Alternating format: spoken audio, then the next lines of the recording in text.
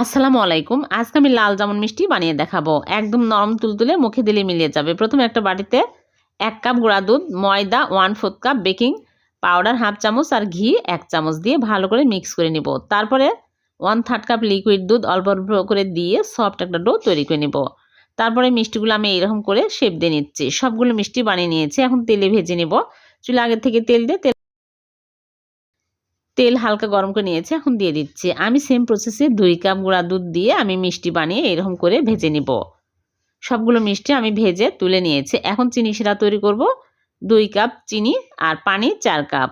এলাচ দিয়ে দিলাম। এখন আমি বলক তুলে নেব। একটা বলক চলে আসলেই আমি জাফরান দিয়ে দিলাম 1 চিমটি, দিয়ে মিষ্টিগুলো দিয়ে ঢেকে জাল করব 5 মিনিট। 5 মিনিট পর চুলা থেকে নামিয়ে রেখে দিব 1 ঘন্টা। 1 ঘন্টা পর মিষ্টিগুলো সার্ভ করে নিলাম। হয়ে গেল ভীষণ মজার নরম তুলতুলে লাল জামুন মিষ্টি। ভালো লাগলে লাইক, কমেন্ট, শেয়ার করে দিবেন।